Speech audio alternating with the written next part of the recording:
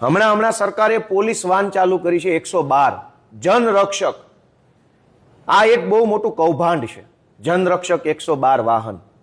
કેમ કે આ તમામ ગાડીઓ પહેલી નજરે જોઈએ તો એવું લાગે કે આ પોલીસની ગાડી છે, પણ હકીકતમાં એ પોલીસની ગાડી નથી, એ ગાડી કંપનીની ગાડી છે.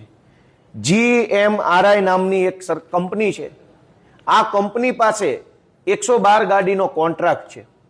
હવે આમાં કૌભાંડ ક્યાં છે?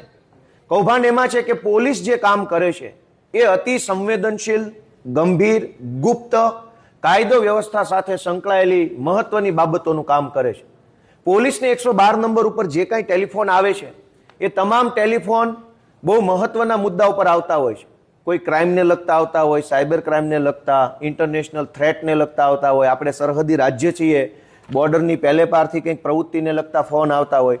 આવા તમામ મહત્વના, ગંભીર અને એકદમ કહેવાય કે રાજ્યની સુરક્ષા સાથે સંકળાયેલા જે ફોન આવતા હોય છે એ બધા ફોન ગુપ્ત રહેવા જરૂરી છે.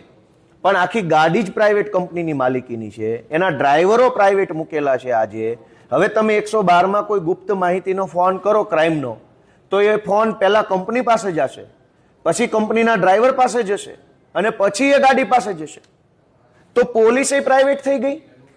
હમણાં થોડાક દિવસ પહેલા તો વિધાનસભાના માધ્યમથી મને જાણવા મળ્યું હતું કે પોલીસ ભાડે આપવામાં આવે છે.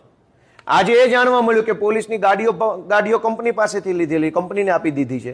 એનો અર્થ એ છે કે પોલીસ પ્રાઇવેટ થવાનું ચાલુ થઈ ગયું, કંપની હસ્તક. અને આ કંપનીને સરકારે 4,63,34,883 રૂપિયાનો તો એને પગાર ચૂક્યો છે.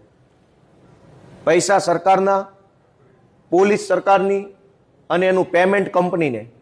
એનો અર્થ એ થયો કે ગુજરાતની સરકારે ગુજરાતની પોલીસને અને ગુજરાત પોલીસના વાહનોને કોઈ કંપનીને ભાડે આપી દીધા. એટલે કોન્સ્ટેબલે ભાડે આપ્યો, 112 ભાડે આપી અને હવે કંપની બોસ થઈ ગઈ, પોલીસની બોસ કંપની.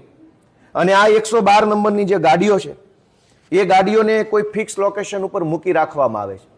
અને કાગળ ઉપર એવું ચિત્ર મૂકવામાં આવે છે કે દર 10 મિનિટે તમને ગમે ત્યાંથી વાહન સરકારી કોલ લગાવશો 112 તો ઝડપથી 10 મિનિટમાં તમને કોલ એટેન્ડ કરી લે એવી ગાડીની સુવિધા મળશે.